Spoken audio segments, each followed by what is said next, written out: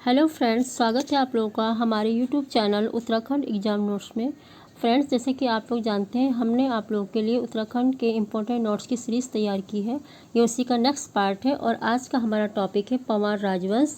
तो चलिए फ्रेंड्स, हम स्टार्ट करते हैं अपना आज का टॉपिक। अगर आप लोगों को हमारा टॉपिक पसंद आता है तो प्लीज़ हमारे चैनल को लाइक करें, सब्सक्राइब करें और कमेंट्स करना ना भूलें। तो चलिए हम स्टार्ट करते हैं अपनी क्लास। त्यूरी वंश के पतन के पश्चात पूर्वी उत्तराखंड में चंद राजवंश तथा पश्चिमी उत्तराखंड में अनेक छोटे छोटे गढ़ स्थापित हो गए थे। 9वीं शताब्दी तक गढ़वाल क्षेत्र में कुल 52 गढ़ हो गए थे। इनमें सबसे शक्तिशाली गढ़ चांदपुर गढ़ था, जो चमोली में स्थित था, जिसका शासक था भानु प्रताप। 887 ईस्वी में धार गुजरात का शासक कनकपाल यहाँ तीर्थ यात्रा पर आया। भानु प्रताप ने इसका स्वागत किया और अपनी बेटी का विवाह इसके साथ कर दिया। कनकपाल द्वारा 888 ईस्वी में चांदपुर गढ़ में परमार राजवंश की स्थापना की जाती है। 888 ईस्वी से 1949 तक परमार राजवंश में कुल 60 राजा हुए।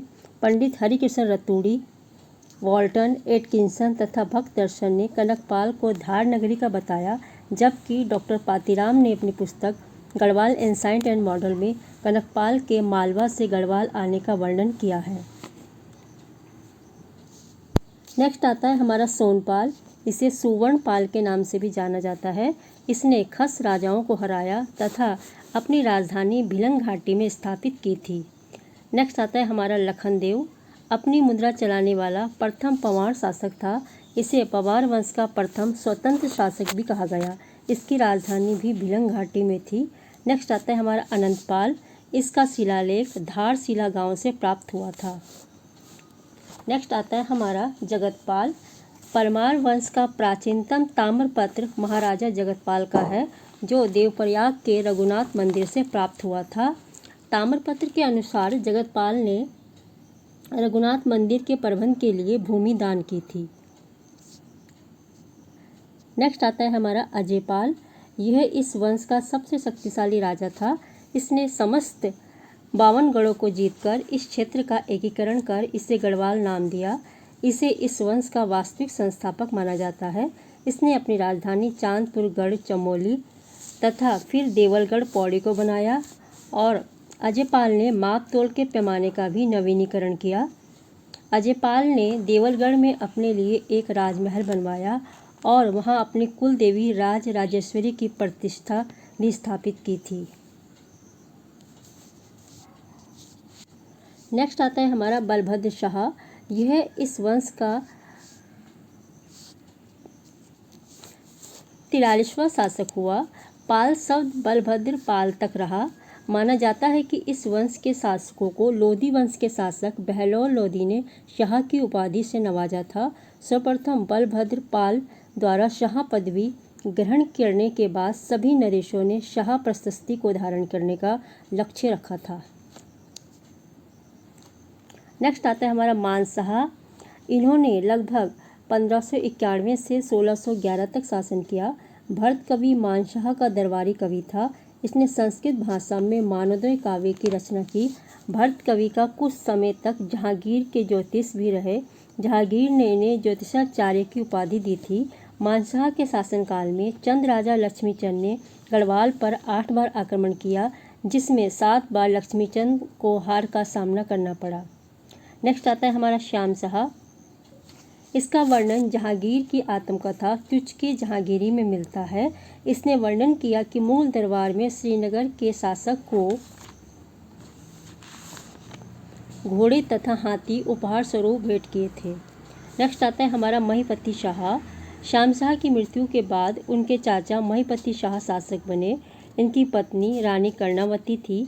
ये अपने जीवन काल में अधिकतर अपने शत्रुओं से ही जूझते रहे एवं उन्हें पराजित करते रहे। इसी कारण इन्होंने गौरव भंजन की उपाधि से प्रसिद्धि पाई। महाराजा महिपति शाह ने नीति घाटी के ऊपरी क्षेत्र में स्थित दावा या दापा के गणपतियों के हमले को दबाने के लिए अपने सेनानायक लोधी रिखोला तथा माधव सिंह भंडारी को भेजा था।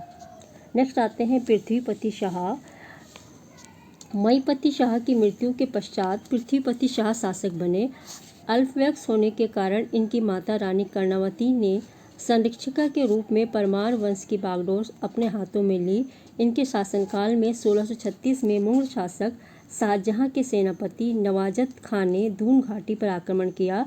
राजमाता कर्णावती ने अपनी रणनीति तथा अदम्य साहस से मुगलों के इस आक्रमण को विफल कर दिया तथा बंदी बनाए गए सैनिकों के नाक कान कटवा दिए, जिसके कारण रानी कर्णावती गढ़वाल के इतिहास में नागकटी रानी के नाम से प्रसिद्ध हुई।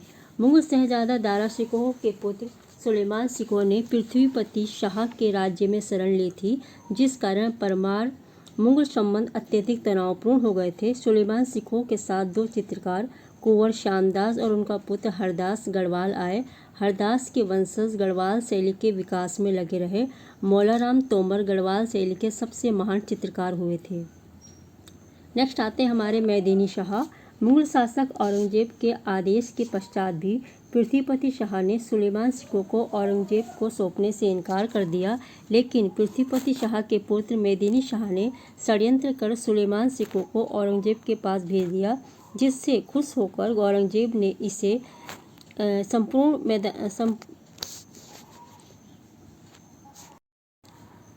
नेक्स्ट है हमारा मैदिनी शाह। मुगल शासक औरंगजेब के आदेश के पश्चात भी पृथ्वीपति शाह ने सुलेमान शिकोह को औरंगजेब को सौंपने से इनकार कर दिया, लेकिन पृथ्वीपति शाह के पुत्र मैदिनी शाह ने षड्यंत्र कर सुलेमान शिकोह को औरंगजेब के पास भेज दिया, जिससे प्रसन्न होकर औरंगजेब ने दून क्षेत्र मैदिनी शाह को सौंप दिया। नेक्स्ट आता है हमारा फतेह शाह। फतेह शाह महान पराक्रमी साहित्यिक अभिरुचि वाला शासक था। इसके दरबार में रतन कवि, जटाधर, मतीराम भूषण आदि प्रसिद्ध कवि थे। इनके शासनकाल में 1699 सिख गुरु राम राय श्रीनगर दरबार आए थे। महाराजा फतेह शाह ने देहरादून में गुरुद्वारे के निर्माण का भी आदेश दिया था। गुरुद्वारे की आय हेतु 3 गांव भी दान स्वरूप भेंट किए थे।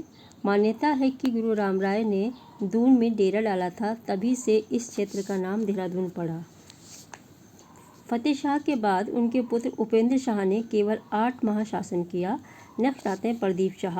उपेंद्र शाह की मृत्यु के पश्चात प्रदीप शाह को गढ़वाल का राजा घोषित किया गया। यह चंद शासक कल्याणचंद का समकालीन था। इसके समय में गढ़वाल एवं कुमाऊं के अच्छे संबंध थे। जब 1742 में रोहिलों के सरदार ने कुमाऊं पर आक्रमण किया तो प्रदीप शाह ने कल्याणचंद की सहायता के लिए गढ़वाली सैनिक भेजे, किंतु दोनों राज्यों में संयुक्त सेनाएं भी रोहिलों का कुछ नहीं कर सकी। प्रदीप शाह ने रोहिलों से संधि कर हर्जाने के रूप में 3 लाख रुपये का भुगतान किया। इनके दरबार में मेधाकर शर्मा नामक विद्वान रहता था, जिसने रामायण प्रदीप ग्रंथ की रचना की थी। नेक्स्ट आता है महाराजा ललित शाह। प्रदीप शाह के पश्चात ललित शाह राजा बने। इनके 4 पुत्र थे, जयकृत शाह, प्रद्युम्न शाह, पराक्रम शाह, प्रीतम शाह। इस समय कुमाऊं में राजा दीपचंद का शासन था। मोहन सिंह रोतेला नामक व्यक्ति ने राजा दीपचंद के जीवित रहते स्वयं को कुमाऊं का शासक घोषित कर दिया था। मंत्रियों ने इसका साथ नहीं दिया तथा विशेषतः हर्षदेव जोशी ने गढ़ नरेश ललित शाह को कुमाऊं विजय के लिए आमंत्रित किया। ललित शाह ने कुमाऊं पर आक्रमण कर कुमाऊं को विजित कर लिया। कुमाऊं पर अधिकार करने के पश्चात ललित शाह ने अपने पुत्र प्रद्युम्न शाह को कुमाऊं के राज सिंहासन पर बैठाया तथा हर्षदेव जोशी को उसका मंत्री नियुक्त किया। अपने पुत्र से विदा होकर जब ललित शाह को गढ़ राज्य लौट रहे थे तो रास्ते में ही इनकी मृत्यु हो गई थी। नेक्स्ट आते हैं जयकृत शाह। ये अयोग्य शासक था। इसके समय में दरबारी गुटबाजी तथा षड्यंत्रों में वृद्धि हुई। अंततः ये देवप्रयाग के रघुनाथ मंदिर में गया, जहां इसकी मृत्यु हो गई थी। नेक्स्ट आता है प्रद्युम्न शाह। प्रद्युम्न शाह ने 1779 से 1786 तक कुमाऊं में प्रद्युम्न चंद के नाम से शासन किया तथा 1786 को श्रीनगर की गद्दी पर बैठे। इनके शासनकाल में 1791 में गोरखों ने गढ़वाल पर आक्रमण किया, किंतु पराजित हुए।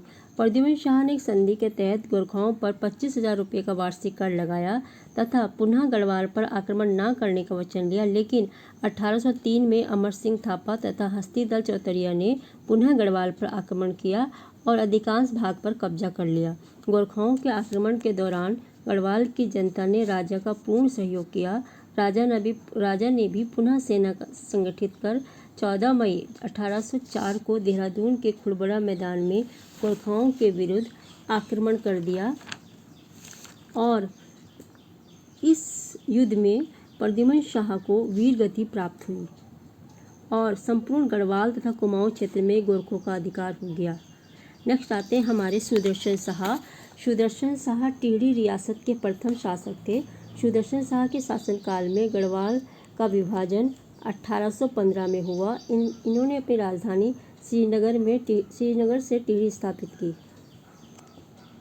नेक्स्ट आते हैं हमारे महाराजा भवानी शाह। सुदर्शन शाह के ज्येष्ठ पुत्र भवानी शाह गुण देवी से उत्पन्न हुए थे। सुदर्शन शाह ने अपनी वसीयत में भवानी शाह को अपना उत्तराधिकारी घोषित किया था, किंतु इनके छोटे पुत्र शेर शाह ने भवानी शाह को हराकर कुछ समय के लिए सत्ता हथिया ली थी। ब्रिटिश सरकार ने अपने प्रतिनिधि कुमाऊं कमिश्नर रेमजे को हस्तक्षेप करने के लिए भेजा। तत्पश्चात शेर शाह को गढ़ राज्य से देश निकाल कर दिया गया व भवानी शाह को गद्दी पर बैठा दिया गया। नेक्स्ट आते हैं प्रताप शाह। इन्होंने अपने नाम से टिहरी में प्रताप नगर की नींव डाली। परमार नरेशों में ये प्रथम शासक थे जिन्होंने अपने राज्य में अंग्रेजी शिक्षा प्रारंभ की। नेक्स्ट है कीर्ति शाह। गढ़ राज्य के शासन पर जब कीर्ति शाह आसीन हुए तो यह बहुत छोटे थे। इनके वयस्क होने तक इनकी माँ रानी गुलेरिया द्वारा संरक्षित एवं निर्देशित मंत्रियों की एक समिति बनाई गई। कीर्ति शाह ने प्रताप शाह द्वारा निर्मित अंग्रेजी स्कूल को प्रताप हाई स्कूल में बदला। इन्होंने टिहरी के हिवेंट संस्कृत पाठशाला की स्थापना की। कीर्ति शाह ने राजधानी में घंटाघर निर्माण करवाया। ये घंटाघर महारानी विक्टोरिया की डायमंड जुबली की यादगार में 1897 में बनकर तैयार हुआ। इन्होंने अपने नाम से कीर्ति नगर की स्थापना की। इनके सद्गुणों तथा उत्तम प्रशासन के कारण ब्रिटिश सरकार ने इन्हें सर की उपाधि दी। 25 अप्रैल 1913 को इनकी मृत्यु हो गई। नेक्स्ट आते हैं नरेंद्र शाह। कीर्ति शाह के पश्चात उनके पुत्र नरेंद्र शाह गद्दी पर बैठे। इन्होंने अपने नाम से नरेंद्र नगर नामक नगर की स्थापना की। इन्होंने प्रताप हाई स्कूल को इंटरमीडिएट कॉलेज बनाया। इनके समय में कलंकपूर्ण घटनाओं ने इनके शासन को कलिमा युक्त कर दिया। इसमें पहली घटना थी रवाई कांड और दूसरी घटना थी 25 जुलाई 1945 को टिहरी जेल के अंदर 84 डेज के बाद कष्टपूर्ण अनशन करने के बाद श्रीदेव सुमन का बलिदान। नेक्स्ट आता है हमारा मानवेंद्र शाह। इनका जन्म 1921 में टिहरी के प्रताप नगर में हुआ था। 25 अक्टूबर 1946 को इनका राज तिलक हुआ। ये टिहरी रियासत के अंतिम राजा थे। इनके शासनकाल में 1 अगस्त 1949 को टिहरी रियासत को भारत संघ में मिला दिया गया। मानवेंद्र शाह 1957 से 2004 तक लगभग 8 बार टिहरी के सांसद बने। 5 जनवरी 2007 को सांसद रहते हुए इनका निधन हो गया। फ्रेंड्स, ये था गढ़वाल का पंवार राजवंश। अगर आप लोग को पसंद आता है तो प्लीज़ हमारे चैनल को लाइक करें, सब्सक्राइब करें, कमेंट्स करना ना भूलें। फिर मिलते हैं नेक्स्ट वीडियो में। Thanks for watching.